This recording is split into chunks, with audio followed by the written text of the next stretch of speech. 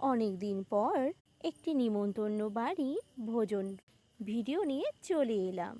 নিমন্ত্রণটা ছিল কিন্তু আমাদেরই গ্রামে।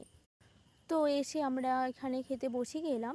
তো প্রথমে দিয়ে দিল একটি ডিমের ডেভিল আর কিছুটা স্যালাড ও সস।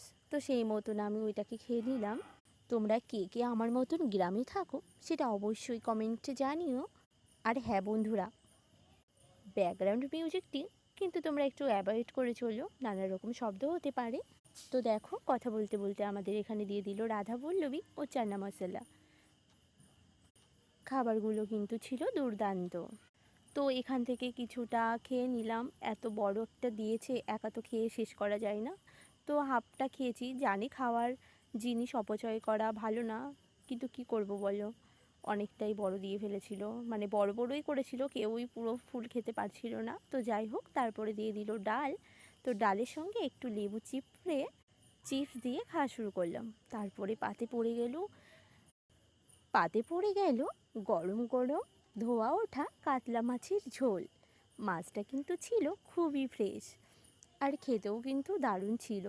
আমার কথা শুনে তোমরা নিশ্চয়ই বুঝতে পারছো, মানে আমার এখন ভিডিও করতে করতে আমার এখন দেখে আবারও খেতে ইচ্ছা করছে। তো যাই হোক, আমি এখানে খেয়ে নিলাম। এরপর আমাদের আবার পাতে পড়ে গেল আমের চাটনি আর পাঁপড়, সেটাও খেয়ে নিলাম। চাটনিটা কিন্তু খুবই ভালো ছিল। আমি কিন্তু নতুন ইউটিউবার। আমার ভিডিওগুলি তোমাদের যদি ভালো লেগে থাকে তাহলে একটা লাইক ও সাবস্ক্রাইব দিয়ে পাশে থাকবে। ছোট্ট একটা লাইক ও সাবস্ক্রাইব আমাকে আরও উৎসাহিত করবে নতুন ভিডিও বানানোর জন্য। এরপরে চলে এলো পায়েস। আর আমার তো বলাই হলো না, নিমন্ত্রণটা কিন্তু ছিল জন্মদিনের। তো সব শেষে ছিল রসগোল্লা।